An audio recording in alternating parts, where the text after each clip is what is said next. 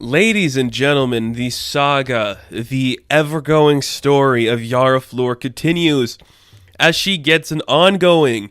That's right, the breakout character from Future State, the one I know everybody had their eyes on, just waiting to see what this character was going to do and become. She's back in an ongoing. Joelle Jones is back doing a lot of the beautiful stuff of this character, and I'm going to say it right now, probably one of the best looking books on store shelves. This is gorgeous. The colors are fantastic. The art style is fantastic. The writing is fantastic. This is going to be the next big character. Maybe not the next Miles Morales level big, but I'm telling you, she is going to take off, and I think it starts right here. This book is building up its own mythos and lore, and it doesn't need to have any other character to introduce itself to make it different. I love it. It's really good stuff. So we open up this issue, we see a flashback with Yara with her people being attacked by some masked raiders, some old knights of some kind. It's intercut with like some narration as she is like getting off her plane, like the plane's making her descent. We saw in Infinite Frontier that Yara was headed to Rio. Now we see that she's making her descent there, and it's kind of a flashback where I think it's her mother, they don't really explicitly say who it is that she's with, but her mother's about to be killed, so Yara tries to like stop this like invader from doing that, stabs him in the knee, and then her mom is beheaded because of it. Very cool, very intense. I thought that was great. Again, I can't just talk about the artwork enough because it's just perfect. It is so well thought out and crafted, and I'm blown away with every panel. It is gorgeous. So we cut to the present day, and we see Yara on the plane. She's talking to this old lady. They're both about to embark on like was it like a Rio? I can't remember what they said. It's like a tour of Rio, and they're just going, a heritage tour, I think is what they called it. Like a bunch of places do that kind of stuff. But they're going to go check it out. And Yara's just kind of explaining her backstory, how she was raised by her aunt and how they're headed down these places now. And she gets away to the tour. And then we get a couple of pages where we see a few of the queens throughout the Amazon legacy. We go to Themyscira. And again, if you haven't seen everything with Infinite Frontier, this might be a bit of a spoiler, but Nubia takes over the mantle of queen because Hippolyta is going to go take over Diana's place in man's world.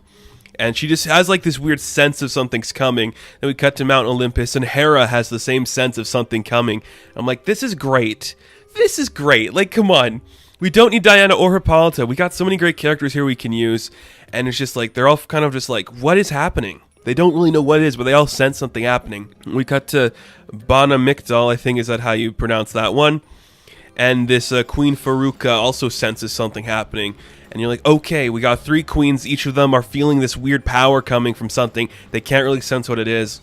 And I just don't want to talk about the artwork for every page, but I love that every character has a very distinctive look. They all have they're all done in a similar style, but each character that we've seen so far looks different and feels different than the last. And it's just absolutely perfect. So we cut back to Rio, and we see Yara just walking down the street, but she feels like the weight of like the world is staring at her, and we get a nice page where we see a bunch of other characters in the DC universe just kind of like in different panels just around her, like the weight of the world's on her shoulders, like everyone's just kind of watching her, waiting to see if she's going to become the next Wonder Woman, kind of, pretty much. So she gets onto her bus. She's kind of just like, oh boy, these people, they all talk so much, and it's kind of annoying. She's kind of stressed about it, so she kind of like befriends the bus driver, and he's like, "You're not from around here, are you? You're different than a lot of the tourists we get. You know, you're just like, you look younger." And he's kind of like, "Oh, you're kind of pretty," but he doesn't say that. He's got the sense he's thinking that, and he sees like up ahead there's some like traffic being blocked. They don't know what it is, but Yara sees like, oh, there's people that are hurt out there, so she runs out to go help them. Again, you're setting up Yara just to be, she's just a hero. Don't over explain it. We know what she is. We know what she is capable of doing. We've seen her future, her potential future, I should say. So don't spend time on it if we don't have to. She drags a man out from a potential explosion, and the bus driver's like, man, you certainly are different. And they kind of hit it off in some cute little way. I like it. It's just really fun. We're just setting up her, like, supporting cast for this arc. And it doesn't have to be, like, you know, her family or her friends or anything. She's just in a new place with a bunch of people on a bus. You've already just established, here are these people that could potentially be a part of her, like, you know, side characters. But maybe not. The connection with the bus driver leads me to believe he might be somebody. But we'll have to wait and see. So we get another page where all of our queens are still feeling like it's time to prepare for our plan. Looks great, fantastic stuff. And then we cut to your boy Kevin. Hey, it's your boy Kevin, back with another episode of Kicking It with Kevin.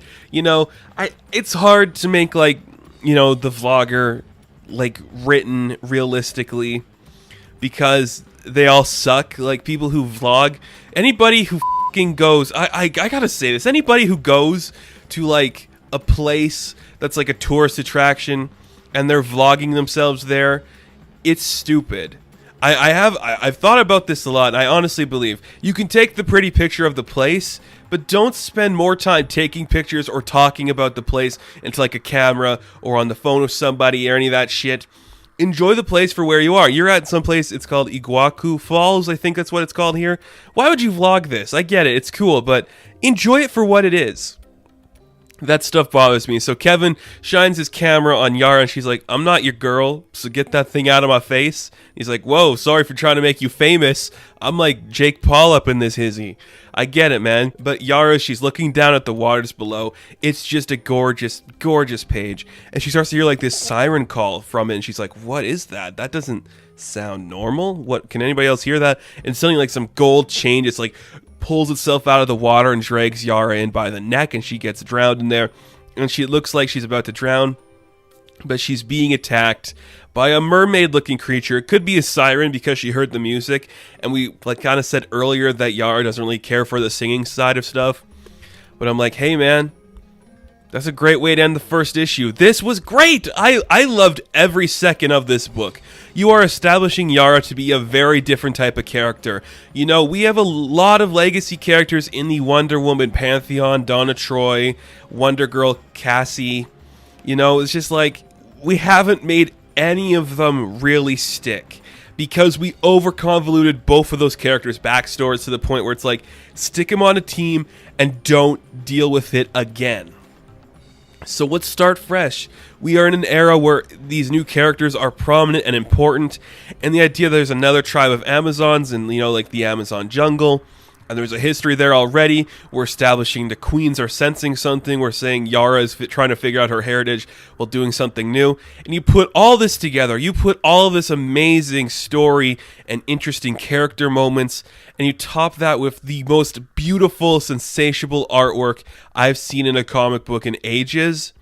Oh my god, this book literally is gorgeous. I am blown away by it. Joelle Jones has outdone herself. Jordi Belair, who does the colors, outdid themselves. This is just fantastic. Every second of this, every panel, every piece of dialogue, this to me is how you tell a compelling modern story with a Wonder Woman analog character that is perfect for the modern audiences. It's a shame that CW Project didn't go forward because this could be something spectacular. Honestly, I really think this could be great live action. It's so perfect. Like, I buy it, please buy this book. I just want this one to succeed, just because if nothing else, it's one of the most spectacular looking books you are ever going to see. This is when like a colorist comes into like the style of an artist and everything just clicks perfectly. It is that gorgeous and that prestigious. So, Wonder Girl issue number 1, I am going to give a 10 out of 10. I can almost guarantee the rest of the book is going to be getting that number 2. Wonder Girl, issue number 2. That's right, folks. Yara Flor's journey continues in this incredibly well-crafted story. I've been a huge advocate of this character since her conception. The Future State books are some of the best in Future State. The first issue was incredible, and I really like this story. I just like how slow and calm it's being. It's building up its presence. It's not pushing this character into the larger DC universe as of yet. It's just like, here she is. Here's Yara Flor. You can start on the ground floor of this character and work your way up to her next level. And it's great to see because I really enjoy this book. Again, Joelle Jones doing double duty sometimes here. Some incredible artwork, some incredible colors, and a great story. Everything about this book just looks great. The certain times where we get like a new artist on to show certain other characters in this world coming into the book, it looks fantastic. It blends almost seamlessly in with the Joelle Jones stuff. I think this book is some of the best at DC, and I will encourage everybody to read it. It is that good. So let's dive into this issue. We ended the last issue and we saw that Yara was kind of like pulled into the water by somebody that's like a siren. We don't really know who it was that pulled her in, but it's this character in Brazil. It's like Brazilian lore, this character of the Yara. And it's the Yara, it's like IARA, which is Yara kind of gets her name from this person. And basically, it's this tale of this like woman, this great warrior who was so beautiful and beloved, and she was good at everything, and it made her brothers kind of jealous, and her brothers tried to kill her, but she rebelled against her brothers and she killed them, and in doing so her father kind of like cursed her to becoming this creature. So instead of having 2 legs, she grew like a tail, like a serpent's tail, became like this mermaid-like creature, and was like cursed to live in these waters. And then every time a man came into the water, she would drag them down to kill them. But there's some creatures or some people in the world that she would protect and save. And one of those people is Yara Flor, because of the namesake, of course. So again, I can't specify how gorgeous the artwork is. Just these opening pages of Yara and Yara together, and we see that, you know, we get like that ballast thing that you know, we saw Yara trying to get at the beginning. So she gets it from this other Yara. She takes it out. She gets pulled out of the water, and it looks pretty cool. So again, we're playing with this concept of like exploring different lores and mythology in the Amazon title. There's a whole universe out there of forests and people that you can just like live in all these different Amazons. So an Amazon from Brazil, it makes sense to me. So Yara gets, I'm going to assume what's going to represent her lasso kind of thing, and it's the bolus, right? It's called like the bolus, that kind of like the ball and like the whip thing. I think that's what it's called. I'm not positive, but Yara came here with a tour guide, and they're like on like a bus shuttle thing, and she's kind of like flies back into like the bridge where everybody is, and everyone just tries to help her. And then this is where we get like our first indication that we're exploring the larger DC universe here. Like we saw at the beginning of the first issue, the Amazon queens from across like the realms everywhere are like sending some warriors to figure out who this threat is that is awakening as a new Wonder Girl. We see Queen Faruka is talking to Artemis. That's right, Artemis is coming back. The last we saw her was in the Red Hood and the Outlaw book, I think. She's coming back. This woman, Artemis, another classic Wonder Girl type character, she's on her way to go figure out what Yara's up to. And we cut to just Yara. She's on the side of a building. Her tour bus driver, whose name I believe is Joe or something like that. I'm going to call him Joe. If somebody can tell me how to pronounce that name, please let me know if like there's a like the proper pronunciation of that. I'm not too positive, but he's just like a cool dude. He's like, yeah, I got somebody to cover my shift. I can take you back to your hotel, make sure you're all okay there. And it's just kind of nice. It's like, okay, we're building up a potential love interest here. Even Yara's starting to get that little feeling. Just a cool dude who looks pretty fun. Great stuff. So, you know, Yara's just going to head back to her hotel in Rio. I think it was in Rio. And now it's just like, okay, what else we got to see going on there? And we cut to this other leader of the Amazons, of course, Hippolyta, and she's in the Hall of Justice because I believe it was last week or a few weeks ago, Hippolyta finally joined the actual Justice League team, and she's like, well, I need someone to go figure out what's happening in Brazil, so I have to send my own Amazonian representative. And who decides to go but Cassie, Wonder Girl. Another Wonder Girl is coming to find this new one. This is brilliant. You are dealing with a new Wonder Girl, so explore the history of people like Artemis and, you know, Cassie. It's like, do it. That's what you should do. So all our Wonder Girls might reconvene in Brazil, which is kind of cool to see. Again, I just like every design for these characters have been so good so far. I love the way Hippolyta looks in this book. I love the way Yara looks in this book. Those two stand out to me.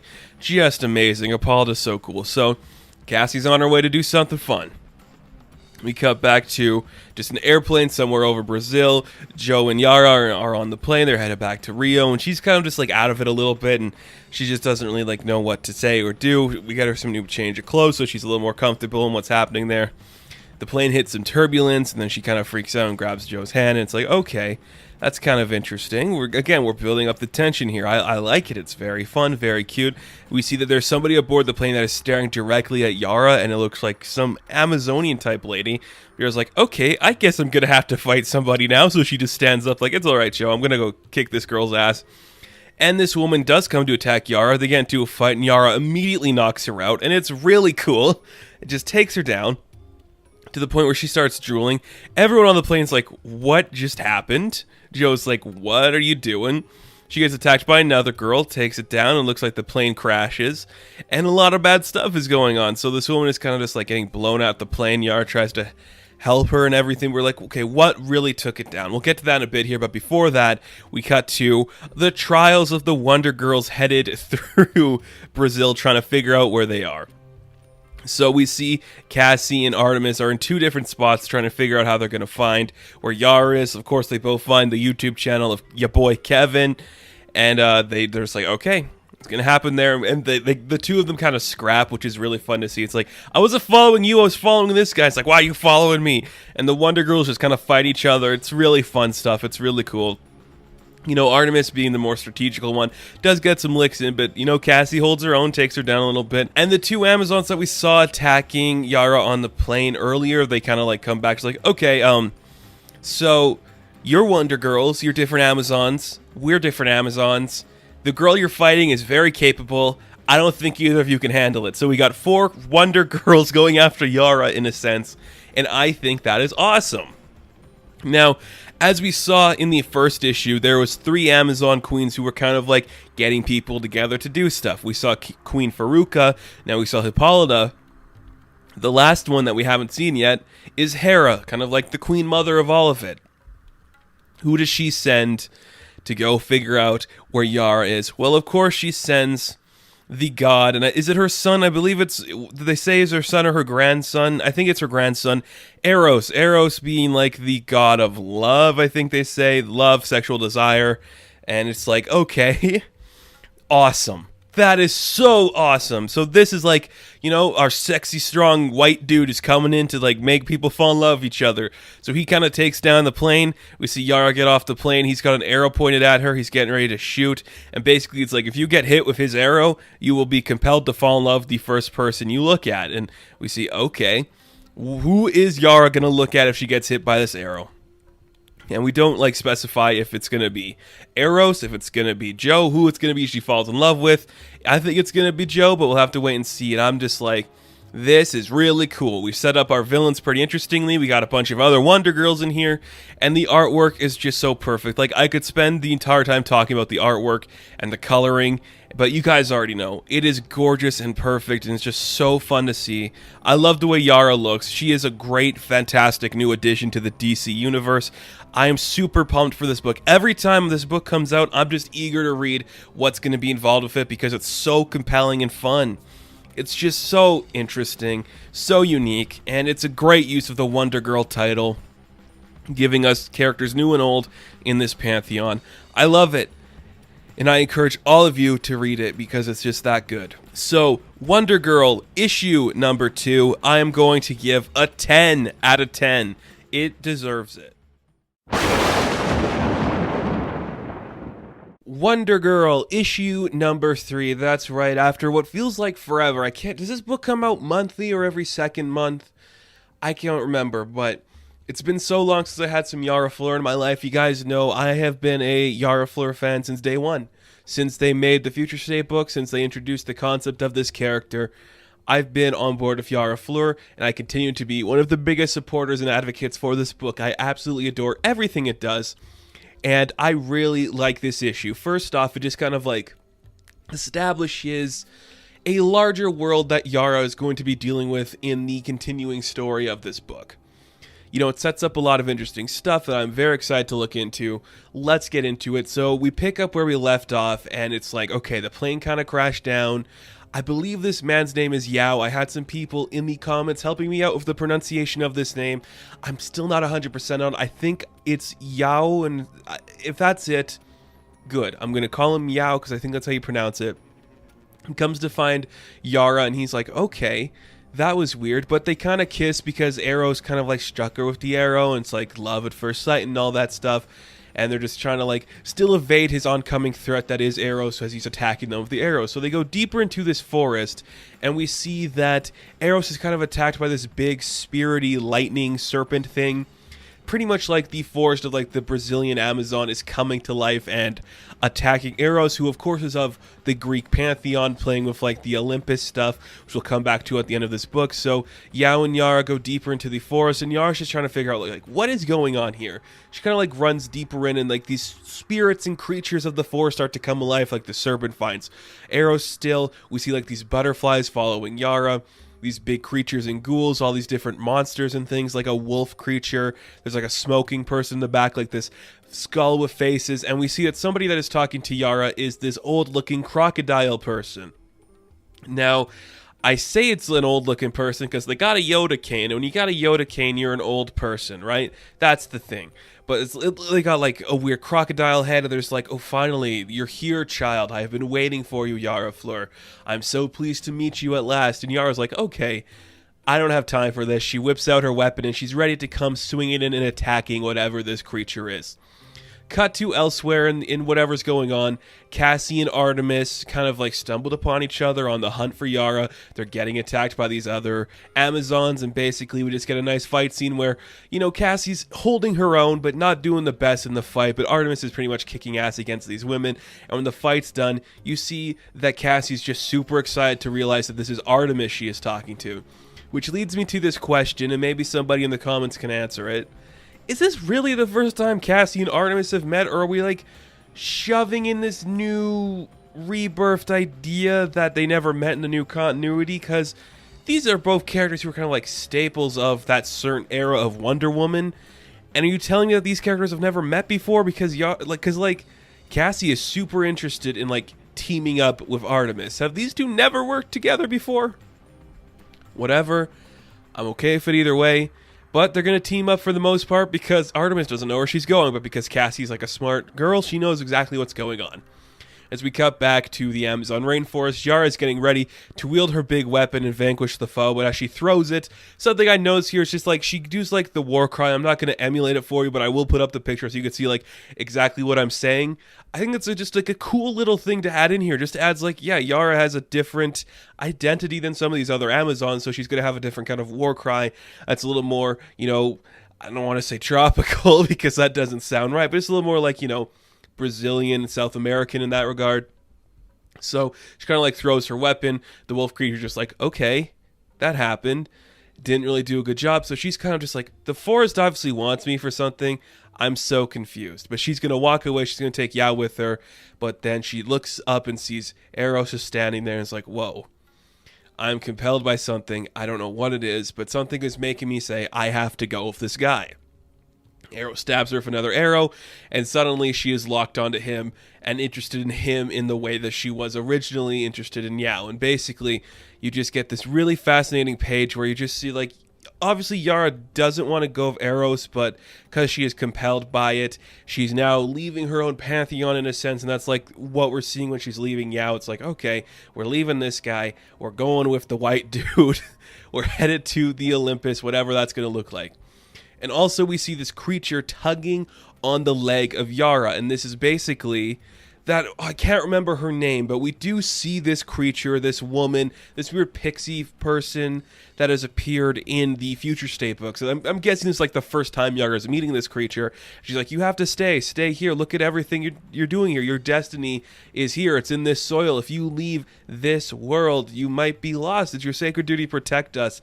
And this creature isn't going to make her to stay. So Eros pulls her away. She leaves Yao and literally sheds a tear as she is leaving him. And the love is dying between the two of them. And they just head out on their way.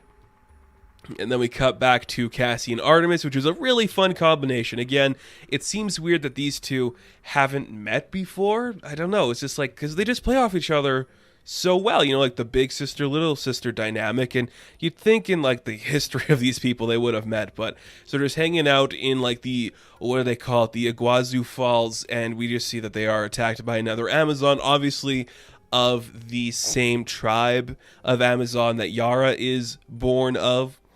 But he gets the jump on Cassie, but Artemis gets the jump on this other one. Now, they don't specify it in this book, but this could be, I can't remember like the exact look or aesthetic of the other Amazon. So in the Future State, in like the second issue of the Future State book, We see that Yara is going to the afterlife to find her sister, which is like her best friend. Is this going to be that girl? I can't remember if like the specifics of how she looks, but I could see that being we're introducing Yara's larger universe in here. It could be that person we're seeing. But before that, we do have to head over to Mount Olympus, because it wouldn't be a modern Wonder Woman book without Olympus. And basically, Yara's just like, you didn't have to make me change it to this outfit. This is really weird. I don't want to be here. But Eros is like, you just shut up. You're meeting a goddess, okay? Enough bullshit. let's just meet the goddess. And again, we're setting up kind of like this weird story with like the feuding Amazon tribes, and it all comes back to Hera, which is kind of who we are here to see. And Yara's like, I'm meeting a goddess? Like, who am I meeting here? This is insane. Who could I possibly be meeting here? And we see that the person she is meeting is, of course, the goddess Hera, the Amazon above all Amazons, for some reason looking a lot like Nicole Kidman. Don't know if that's intentional or not, but it's just got a Nicole Kidman vibe when Hera walks onto the scene right here. Interesting choice. So Yara left her own pretty much pantheon and has now come to Mount Olympus. If this ties into the Wonder Woman book where she just saw like all the Olympians die, I don't know. But I think this is a very fascinating choice for this book, and I'm curious to see where it goes. So that's a really interesting place to end this. And of course, it goes without saying, at this point I don't feel I have to say it, but Joelle Jones's artwork is just immaculate. Like, it is some of the most breathtaking and beautiful things you've ever seen. Jordie Bellaire does the colors on this book, and it just sparkles with each scene. Each character stands out perfectly. The facial expressions, everything about the aesthetic of this book is so gorgeous. It is one of the nicest looking books on shelves, and I just love that we're using these different characters in the Wonder Woman mythos to tell a very compelling story. Yara Flor is a character that I've been there since day one. You know, I like this girl a lot. I think she's a very compelling lead, and throwing her across the entirety of the lore of Wonder Woman is really helping her build up her own mythos, because now we're like, okay, we remember this like weird pixie sprite character from our Future State book. Now there's a weird Yoda crocodile and a werewolf and some weird smoking guy in the background. We got a love interest in Yao, and maybe Eros is going to have some connection to her mythos now. It's very cool stuff that we are establishing in this book that is just perfect for a new character. It's not super egregious where it's like shoving in all this other stuff from Wonder Woman lore. It's like, yeah, this makes sense. If this new Wonder Girl comes on the scene, the previous ones are going to want to know what's going on for their respective Amazonian queens. It makes sense. I buy it, and I love what this book presents because it just flows perfectly and it looks gorgeous. Read it. You know, if you are looking for a certain itch you need scratched, which is kind of like sort of CW, sort of Percy Jackson, but all around Wonder Woman, this might be the book for you that gets you into a new type of lore, and it is learning about different pantheons, you know, some Brazilian stuff, the rainforest stuff. It's very cool. Check out Wonder Girl. It is worth it. It is worth it. I will champion this book forever unless it steadily declines, which I doubt it will, because Joelle Jones and Jordie Bellaire just knock it out of the park with the artwork and colors on this. So, Wonder Girl, issue number 3. Again, like a lot of these books, I'm going to give a 10 out of 10. Perfection in a comic. Wonder Girl, issue number 4, The Adventures of Yara Flor, continue in this ongoing series. Now, if I'm not mistaken, the next couple of issues have been delayed a bit because of paper shortages and just an overall thing happening in the world.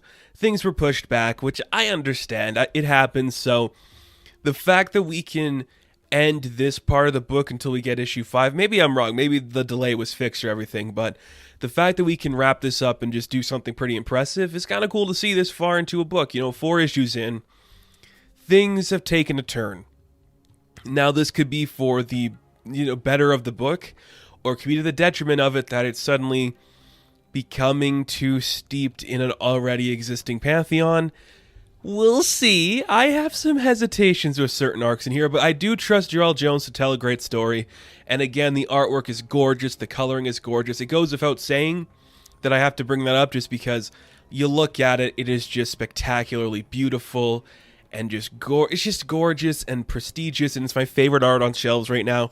When I do my year-end wrap-up where I talk about the best art and colors, it's got to be this book all the way around. Honestly, it's just gorgeous to look at.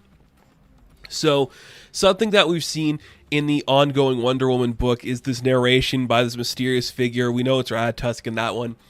Basically, that like narration about the events of this character is kind of like passing over from Diana over to Yara, and here somebody is talking about her trials with the Olympians, and maybe like the narration thing leads into like the overall story theme, or like the, you know, age-old tale and the fable in a sense of like the Olympic gods and that pantheon and stuff. So Yara is pretty much just learning by this centaur named Chiron, and basically it's like you can calm yourself down and then maybe you'll be able to, you know, complete the task, like, you know, free your mind, clear your head, and your spirit will guide you in this way. And the task that Yara is presented with is capturing and taming this Pegasus.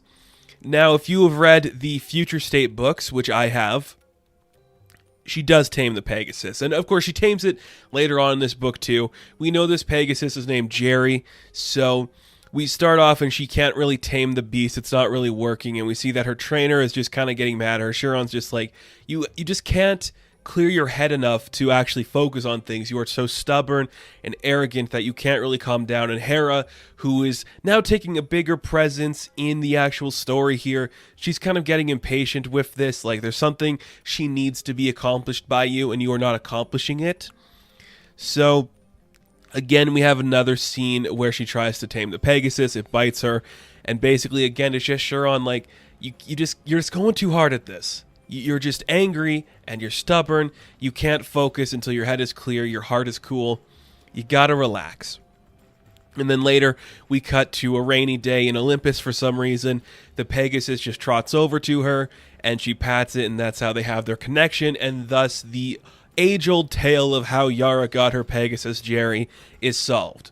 So the next day of training, Chiron's waiting for her, doesn't see her, and she flies down on the Pegasus, and it's like she's kind of clear her head in a sense. Like, we don't establish that Yara, like, became, you know, focused and clear-minded. It's just more like the horse took her, which I like that a little bit more than actually showing Yara learning the lesson. Just because as this book goes on, and towards the end of this issue too, it's just like everyone has eyes on this girl. Everyone is watching her, telling her what to be, to the point where it's like if she can make her own choice, it'd be unbelievable and something unprecedented to see for her. So the fact that we don't actually see her like becoming that thing that you need to do to become like the chosen goddess here, and like just taming the horse makes it look like she did, I think that's kind of cool. So later on, we cut to the gardens of Hera and Mount Olympus. We see she is walking with Eros, and basically Eros is like, you could do it. You can become her champion. Hera's like, you have passed all the tests. You have become very good at this. So you can just become the person in charge here. And you know, become the, I guess, take up the Wonder Woman role in a sense, but I don't really know. Now, we're doing the Trial of the Amazons event very soon. We know Nubia's got her thing going on. Hippolyta's got a thing going on. Faruka's playing a bigger role. That's where Artemis is a part of. Now I'm wondering what Hera's role is going to be in this, and maybe she is going to manipulate Yara into being something, and Yara will have to learn to be free from that. We'll have to wait and see. But basically, Eros is like, yeah, you can do it. You can do it. You can calm down and do all this stuff. But Yara's like, I just got to say a couple goodbyes back on, you know, the mortal realm. So she talks to this cute guy she met in Brazil. I've messed up his name 3 different times so far. I'm not going to try it again. I just feel like I'm going to screw it up. So, you know, handsome boy, she says her goodbyes to him, and she's like, should I do this for the right reasons? Why am I actually joining Hera, or why should I accept that role? And again, I don't know why, but Yara's just beautifully drawn in every single panel of this book. Just perfect. I love it. It's just like, give me this in live action right now. This is a character I want to see forever and ever. So suddenly she hears something in the distance. She goes to check out this another, you're going to say an Amazon type character showed up to like spill some beans to her. Her name is Potera, and I do believe, now I might be mistaken on this, I don't think I am though, this is the soul she wanted to save in the Future State book. I could be wrong. I know this, it's all new characters in this side of the lore. I can't remember if we've seen her or not. But basically, this spirited Amazon shows Yara the history of how she got to be and how she existed. Which I'm like, yeah, what is that history? Let's see. So basically, we learn the history of Themyscira, and there was this one woman on Themyscira named Ayla, and she was like, I'm not gonna stay. I'm gonna go explore. So she goes to explore. She sees the world that man built. She had many adventures. Eventually, she finds a suitor. She's fallen in love with that suitor. They have a daughter, and now they're just like trying to have an adventure again. But they run into this tribe in the rainforest of Brazil, and these tribal people decide, hey, we like you, Ayla, and we like your daughter. Why don't you come here and be a part of our Amazonian tribe? So they do, and then that's when we get the attack that we saw in the Future State book, where, is it Ares? I cannot remember for the life of me if it's Ares. But some people attack this tribe, kill most of them, and basically, that's how we lose Yara's mom. And Yara sees all that, but as she is having the vision of all that stuff, she runs into Artemis and Cassie, who just show up in time right when things are getting serious and crazy. Artemis is like, all right, you're coming with me. I'm done with all this crap. Let's get this done. Cassie's like, can we just take a minute here? Like, everybody has their sights set on this girl. Maybe we should figure out why that is. Or, like, take a minute. What does Hera want with you? So out of respect for Cassie, Artemis steps back a little bit. But Cassie leaves with, like, there's going to be a lot of people after you right now. You should, get it together. I know you're eager to, run into the world and adventure and find your belonging and all that, but there is a lot of stuff going on in our world and in our Spectre right now, so take a minute, catch your breath, and then when we come back, maybe decide for sure what it is you want to be a part of. And this kind of gives Yara some setback, but she's like, I got to figure out what I want to do. So because of that, we cut to Mount Olympus, and we see that Yara is going to accept the title of the Champion of Hera, which is kind of just like an echelon above the rest of them, because, if Hera's the actual, like, Queen of the Amazons, like the first Amazon in a sense, Hippolyta and Wonder Woman and Artemis and Faruka and Nubia, they'd all be an echelon below what Yara is right now. She is like the champion of the Queen, which is kind of exciting. And these last couple pages are gorgeous. Again, there's just something about the way that Hera's drawn that just invokes a little bit of Nicole Kidman. I just like that this Eros just looks like a complete asshole half the time.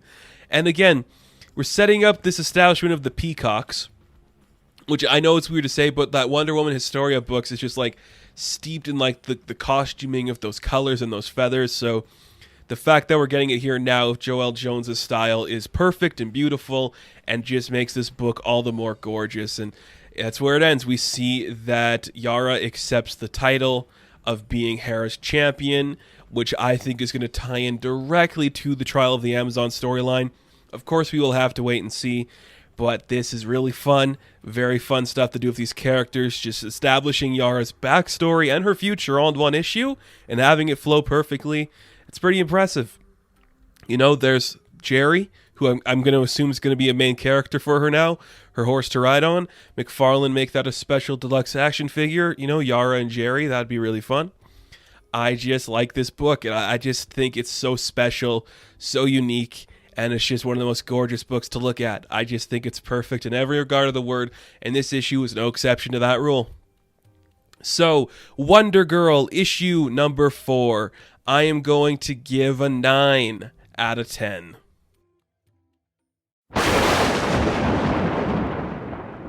Wonder Girl, issue number 5. Guys, I have said it pretty much since the debut of this character. I'm all in on Yara. I think she's fantastic. I think this idea is fun.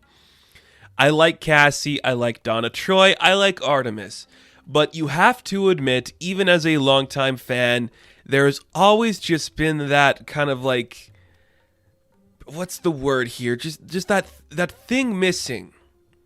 That prestigious thing missing from the Wonder Girl title. And I think Yara can bring that in spades. And something that's really cool, especially in this book that you're going to notice, it's not just about Yara anymore. It's about the Wonder Girls, which is kind of cool. Considering we're getting a Batgirls book coming later this year, I think it's kind of cool that the Wonder Girls can have fun too. So you will note in this book that it is not drawn by Joelle Jones. She might have done some work on it. Like, Mello here is doing a great job of like capturing that style that Joelle did for like the first 4 issues. That's pretty cool. it is noticeably different, and some characters look very good. Like Hera looks exactly like we saw Joelle do. Yara's a little bit different, and some of the more further away or background scenes aren't as glamorous. I still think it looks great, and some of the best artwork I've seen in a long time, but there is a noticeable difference that's gonna just get some people in a way. You're gonna notice it, and I just wanted to bring that up. It looks good though. So when we last saw this book, Yara was at the realm of Hera. It's like, you will be my champion, and she was like, okay.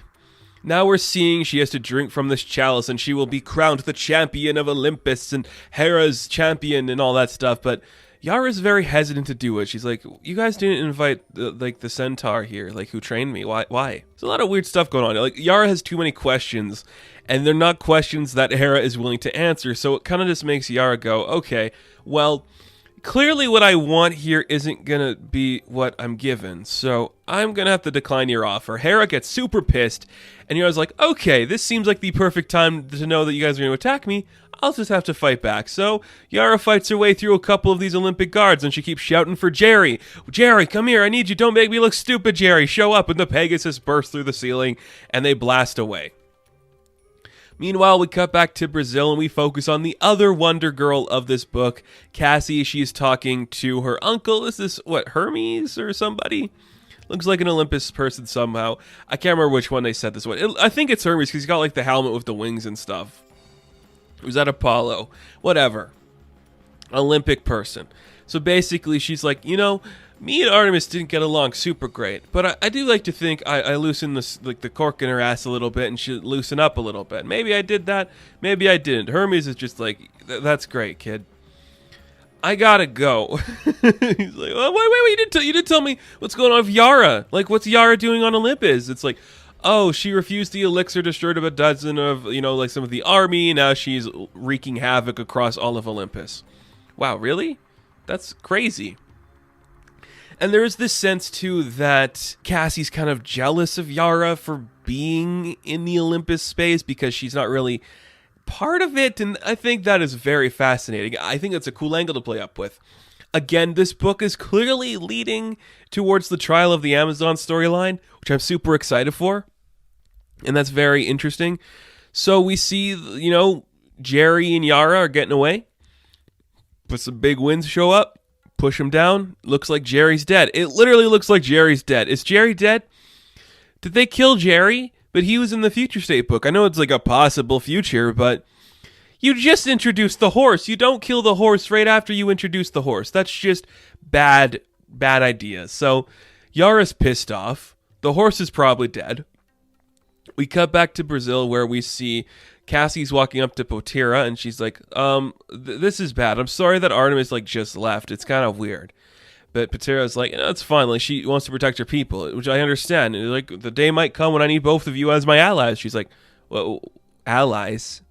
What are you talking about? He's like, oh, right. I forget how naive you Westerners are. Not Westerners, but you know what I mean. It's like, yeah, I forget how naive you Olympic people are. We lost a member of our tribe. She's like, tribe? Yeah, you think you're the only tribe? No, we have another tribe. What do they call themselves? The Escasida, something like that. Basically, it's another tribe. It's the ones in the Amazon, just hiding away, being cool and sick, and probably, I don't know, it might be my favorite tribe. I don't know, but Cassie's kind of impressed. Like, I thought there was the Themyscirans and the Bana Migdal. So, there's another one? It's like, yeah, would you like to meet them? And Cassie is super eager to meet them. She's like, oh, yeah, I can't believe this is happening. I'm super excited. Let's do this. And, she's got to, tone it down a little bit, okay? Let's go meet these people. So, it's Akahim is, the actual home. It's, their Themyscira. It's cool. And again, it's very much in that classic Themyscirian style, but instead of being inspired by, Olympus and having the grand marble palaces, it's very much like these huts and these certain roads, and it's straw roofing and all that stuff. Very cool. But we cut back to Olympus where we see Yara literally just attacking some people. Her sword breaks and she's like, what is happening? Hera's like, Girl, what do you think is going on here? You are literally in the wrong pantheon. I run this show, okay? You are nothing. You're just a spoiled little brat who thinks she can have it all. You can't. They get into a fight, and it's pretty cool. And it's literally like, okay, Hera's about to destroy everything just to prove a point to Yara, which again leads into this thing that we've been teasing for a long time, almost since the start of this book. The trial of the Amazons is coming. Hera is clearly going to be going against those of Akhim, and I think that's kind of cool. So we see that Yara's like, okay, this isn't going well. She like falls down this crevasse somewhere after like the floor opens. Very interesting. Very interesting place to take Yara. I wonder where, I think, or I should say, I hope the next issue is kind of like Yara maybe making her way from the underworld again, which would be kind of cool to see because we did see that in the future state stuff. I hope we could see that again. So we cut back to Patira and Cassie. They was walking around the city, and Cassie's like, this is sick. This place is cool. You guys are all so cool.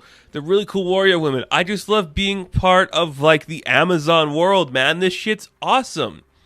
It's like, yeah, we were really good just, like, keeping ourselves hidden and staying out of, like, the troubles of man and even, you know, like, Diana and all that. We just kept to ourselves until one thing changed. And that change was, like, there's, like, the shift or neglection in duty. Something had occurred. And we're the only ones who can set the scales of balance right. And she's like, what are you going to do? Well, once we have Yara back, we are going to go to war and we're going to march on Themyscira, which is interesting because this is the Wonder Girl book. It is very interesting to me that the Escacida, if I'm pronouncing that wrong, please let me know. I'm not sure how you pronounce that. There's names in here I don't know, and I can't be bothered to look them up because I'm lazy. They're going to be the ones marching on Olympus, which I think is very fascinating. Or Themyscira, I should say. She says Themyscira. They're going to be the ones marching because it always seemed like Themyscira was going to be kind of like presented as the villain. Because normally when you do like this kind of thing, those who attack first are presented as like the bad guys, which is kind of fascinating that that's what they're going to do. I wonder what side Artemis and them are going to choose, because that could be something cool to explore too. So basically, you know, it's just Patira like, well, we might need you because we got some allies already and they're preparing themselves for battle. So I'd hope you'd be on our side too there, Cassie. I mean, we got we got another weapon that you might like. And I believe you guys know each other too. And this is where we get the reveal of the first Wonder Girl, Donna Troy, joining the book finally. And again, I know people like don't, or maybe they don't like Donna. I don't know. I think Donna's great, and she has some of the best costumes in all of the Wonder Woman mythos. Like, this costume looks sick. It's very fun, and it's very cool. So again, we are setting up this world. Donna and maybe Cassie are going to be working with Patira and Yara to go against Themyscira, which is currently run by Nubia. And then we have Queen Faruka and Artemis over in their tribe. It's like there's a lot of stuff going on with Wonder Woman right now that's actually very exciting to explore. So I liked this book a lot. I don't think it was my favorite issue of the bunch. It was kind of cool to see Yara reject the idea of being intrinsically connected to the Olympic pantheon and being a part of like the Themyscirian Amazon world. That was exciting to see. I like seeing Cassie kind of step up in here and kind of getting like our setup for Trial of the Amazons. All of that was really cool, and it made for a really fun read. It's not the strongest that this series has brought us, and I don't know if that's just the artwork or like we're trying to set up too much and we took away some interesting stuff, but the concepts are cool, the villains are cool, everything about this works really well, and I do think it's a fun, fantastical read that a lot of people are going to enjoy. So Wonder Girl, issue number 5, I am going to give a 7 out of 10. Wonder Girl, issue number 6. Once again, we return to the world of Yara Flor, and I still very much enjoy this character. I say it every time, every appearance that this woman makes. I love it, I enjoy it. I kind of wish that CW show went through, but I get why it didn't. It's only 6 issues into a new character. That's a lot to, pitch a whole TV show on. So, we're gearing up for the trial of the Amazons. We're literally gearing up for a war in this issue. Things are literally headed straight for a collision. And once again, we take a step back from Joelle Jones pulling double duty. And this time we have an artist who is, I believe, Leila Del Doca. And she does a really good job of capturing Joelle's style. I really enjoyed it. It's almost a little more like vibrant, I think. It sounds like harsh line work. And I just really dig the way this is looking. So, in the last issue, we saw that Yara kind of like fell through a pit when she was like, just going ham on everyone in Olympus. And she emerges in this place called Tartarus. Now, I'm sure this is part of some pantheon and some history of maybe like an underworld or a place between spaces and all that. I'm not too familiar with Tartarus, so I don't know the significance of this place. And like these three witches with like long hair and just like weird looking air, just this weird smoke ladies emerging from this musky swamp. I don't know who these are supposed to be, but they're like, this one looks delicious. We should eat her. And she's like, no, don't eat me. And then before that these like, weird monsters could attack her, this weird foot stomps and squishes them. We see this giant comes in to capture Yara himself. And we cut to some time later. Yara is locked up in this weird cage somewhere. It looks like it's supposed to represent the underworld, but it's like this weird flowing lava thing. So I'm like, is it supposed to be like a volcano? Is that what we're saying here? Because it's still kind of connected to the Greek mythology. Like Eros does show up and it's all about Hera, but it's like, is this the underworld of like Hades and stuff? I don't know. Interesting. But yes, Eros does show up and he's like, why'd you do that? Why did you refuse Hera? And she's like, who cares? I didn't refuse you though, Eros. That's what you want to hear. He's like, well, what's the difference? It doesn't matter. And Yara's like, you want to know why I refused you and why I refused Hera? It's because this is all creepy and weird. You don't have the right nor the rhyme or reason to play with my heart and manipulate me like that. And I'm not going to be groomed by some weird vengeful woman on a death path, okay? That's not my style. Why would you think I'd want that?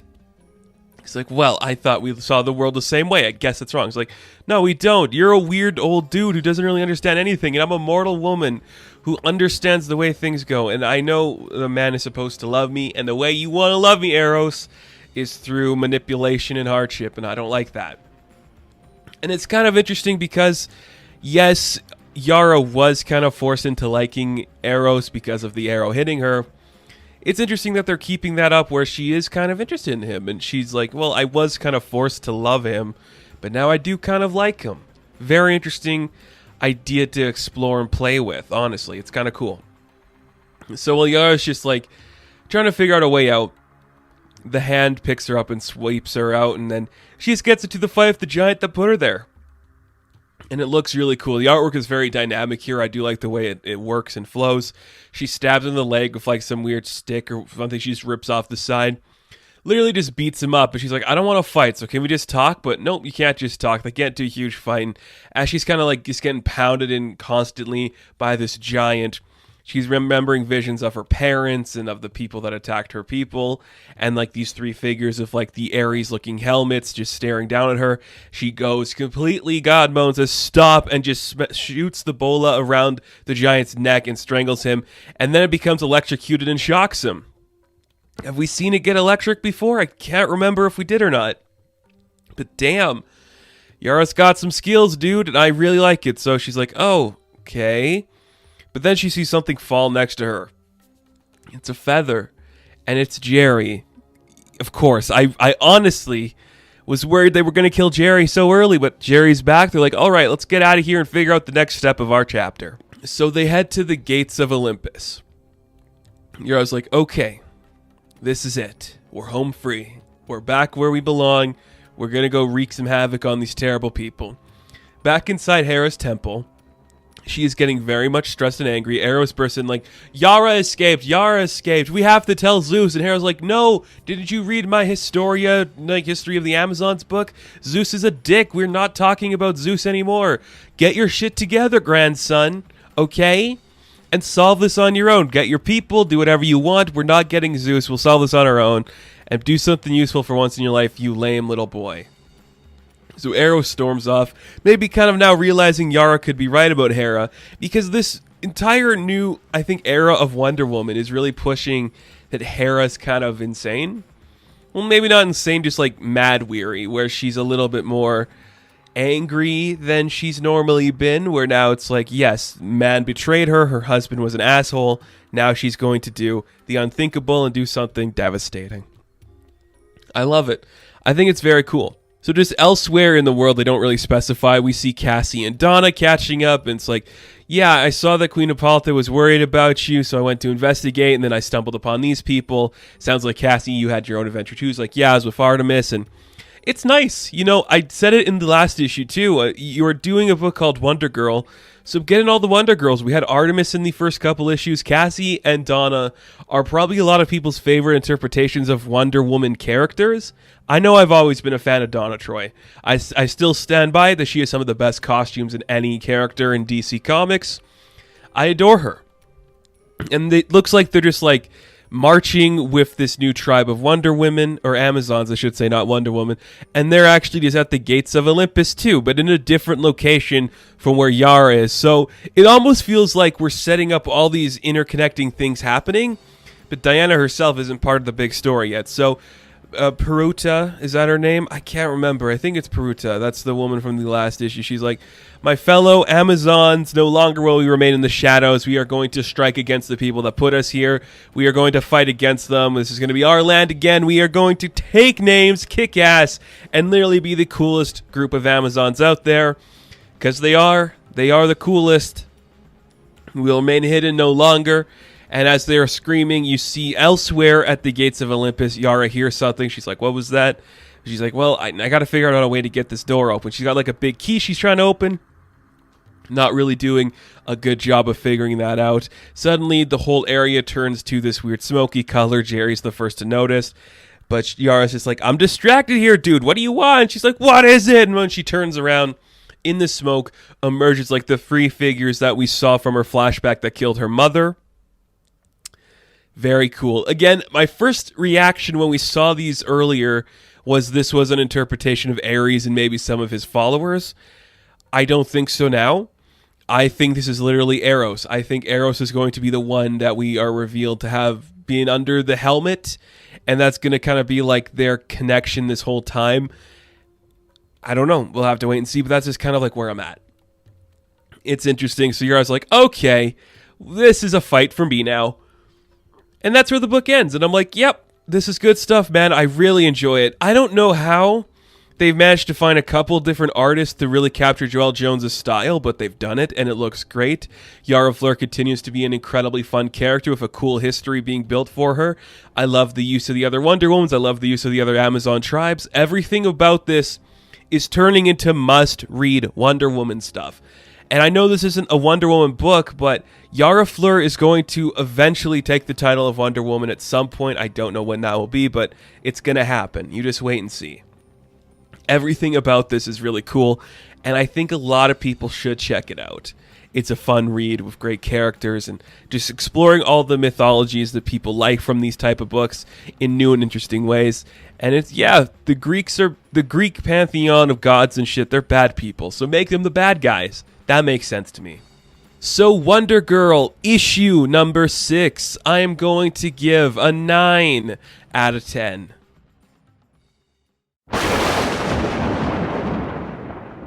Wonder Girl, issue number 7. Folks, it is with a sad heart that we have to say goodbye to the ongoing Yara Flor story. I don't know why. We could spend time speculating about what happened and why this book was canceled. It could be poor sales. Probably that reason. It could be that Joelle Jones can't keep up with the art on this book. It could be that the fact that they were going to turn this into a CW show fell through and they saw what the actual book was and it wasn't working. There's a lot of reasons that this book could have been canceled. And I know this wasn't the natural ending because they solicited issue 8. So the fact that this is the end, it sucks. It really sucks. Because I like this character a lot. I love this character, actually. I like the Wonder Woman mythos, but I think there's so many side characters in it that are just so interesting and fun, and ones that are compelling to explore. So I want more Yara Flor. I know we're going to get it at some point, and we'll talk about that at the end here. But the fact that this is it is very tragic. And I hope this ducktails into something else. So, with that being the end, things get wrapped up really quickly. And I'm not going to judge this book too harshly just because I'm a fan. It still looks beautiful. It's still a flowing story that works really well. First off, I do want to say it's hard to write a finale, so sometimes that could get lost along the way. I get that completely. So we do get confirmation on who these 3 masked people are that attacked Yara's village when she was younger and killed her mother. We get their names as she's fighting them. They kind of like injure her at first and knock her down, but it turns out she's faking. We realize that they're Deimos and Hephaestus, and those are 2 of them. But Yara's faking her injuries, so she gets up and punches the helmet off of one, and who is under the helmet? It is none other than Eros. And that's an interesting, just... obvious is the wrong word. I don't know if I predicted it'd be Eros, but I think Eros makes sense. This all works fine for me. I do like this reveal. I like it a lot. These are pretty much like the sons of Ares doing the bidding of their father, which is kind of cool. In these first few pages, too, we also see that on the other side of the gate where Yara is fighting these men, the Amazons of her Amazons, the Ascadius... Oh, no, that's not their name. The Escusidas... I'm sorry, I don't know how you'd pronounce that. I did not look it up, and I apologize for butchering that. But her Brazilian Amazons are trying to break through to literally wage war on these people. And when she realizes that it is Eros, he's like, look, no, you don't understand. I did it for my father. You're going to find out this way. It's so we could be together. We were destined to be together, Yara. Don't you see? And she's like, what the fuck are you doing? Don't touch me. And she's trying to get him away. You see another one of the guys beating up Jerry. Nothing is looking good. But suddenly Yara just has like this vision snap into her mind. As, you know, Eros comes in to kiss her. She's like in this new reality all of a sudden, and she sees standing in this field, it looks like of dead leaves and dead flowers, is her mother. And this is like the hero's journey, seeing the old soul coming to tell them, you are a daughter of the Amazon, you are a proud, strong woman of Brazil, you were trained by the gods, and you were trained by Olympus, you were trained by the Brazilians, you are a strong woman, you are the Wonder Girl, you can handle this, you can get through this, you can break the chains that bind you to these men, to this world. I know you can do this, daughter. I believe in you, and I understand that you can fight through this. That is enough to make Yara snap out of it. She literally just goes in for the attack against Eros and knocks him down. Just as that's happening, we see that the Brazilian Amazons break through the wall, and they come into attack. And amongst their ranks, if you haven't read any other issue, I don't know why, but amongst their ranks, we see Cassie and Donna Troy. And they're coming in for the fun as well. So they're attacking each other. It's a great... Not a lot of dialogue in some of the panels, which I understand, probably because we had to switch up some artwork because this is the final issue. They're fighting. It's really cool. Donna and Yara get some fun moments, but we see that a lightning bolt strikes down in front of them, and watching from above is just Zeus, and he's like, Hera, you stupid lady, you've done enough damage, okay? It's time for a man to fix this problem. Does he? Not really, because the Amazons are kicking the ass of these dudes. But Cassie's like, okay, that's enough. I gotta solve this the only way I know how. So she's gonna go do something. What is that? We'll get to in a bit here. But as that's happening, we see that Yara continues the fight against Eros, and it's looking pretty cool. She uses her bolus, and she calls down Menotius, that is some mythology creature. Cool, that's fun. Using your mythologies, girl, let's do it. But as she's doing that, we see that Cassie actually goes to talk to Zeus directly. She's like, Grandfather, Pop, I know this looks bad, but I was kind of in the same position of Yara when you found me and you helped me come to my terms. So I'm hoping you would like do with her what you did with me and let her join Man's World and figure things out for herself. Please, it's from your favorite granddaughter. And as she's saying that, we just see that Eros is just destroyed. The dude emerges from the ground, just smashes him in a rock. It's cool. It's great. So that happens. Eros is like, I really think even if I didn't curse you, I would love you, Yara. She's like, shut up, you wouldn't. And with that, he releases her from the burden of being part of his life and gives her her free will back. When that's going on, Zeus is looking down, and all these goddess women are watching him, and he's like, well, I don't know if she's my favorite granddaughter, but she's definitely in the top 5, probably. So Zeus just calls off the attack and Cassie saves the day. Just like, Grandpa, don't hurt these women. They're fun and pretty. Don't, Grandpa. And it worked. Then that Menoetius guy just shows up and grabs Eros and drags him to hell. Yep, it's cool. I like it. And again, you do notice that there is very little dialogue in some of these scenes. I still think it's because we had to change the artwork last minute because it's the finale. It wraps up pretty fast. And again, it's building to Trial of the Amazons, so I'm not going to hold it against itself. Like, if this was the natural conclusion, it would feel like a natural conclusion. It has the right vibes for that. It does have that story going for it. It's fine.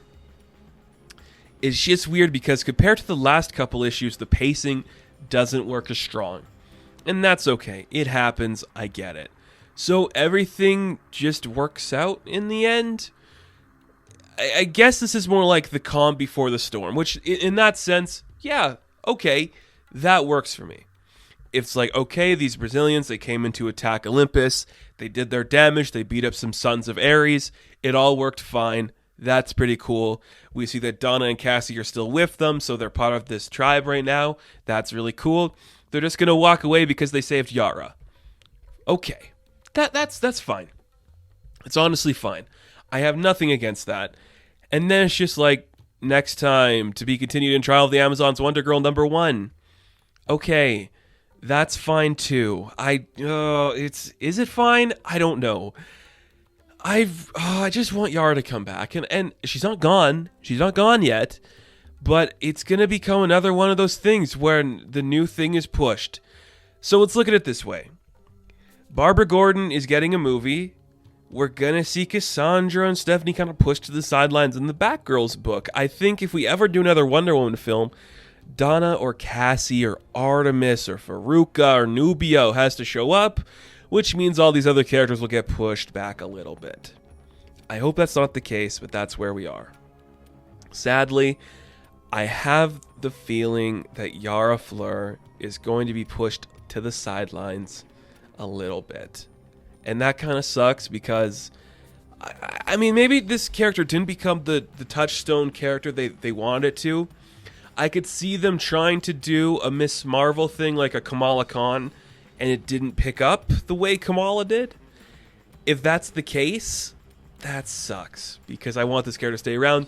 That being said, my current theory still rests that we're going to either get a Wonder Girls title where Donna, Cassie, and Yara all team up, written by Joelle Jones and maybe artwork by somebody else, or we're going to see like a Yara Flor in the Amazons miniseries at some point. I think that's coming. I can't confirm it. I don't know. But as far as the finale goes, the artwork is clean. It's crisp. The colors are great. The story is a little fast-paced, but it's not the end of the character. It's just the end of this book. If you can accept that, you can accept that. If you can't, then there's some tough stuff going on. But it's Wonder Girl. I loved reading every issue of this book. It's some of my favorite stuff from DC at the moment. I look forward to the future of this character, and I look forward to seeing what comes next from DC and Yara Flor. So, Wonder Girl, issue number 7, I am going to give a 7 out of 10. Now, thank you guys for watching this review. Be sure to like and subscribe to the channel. As always, you can check me out on Instagram, TikTok, and Twitter, and I will catch you in the next one. Have fun, stay safe, good luck.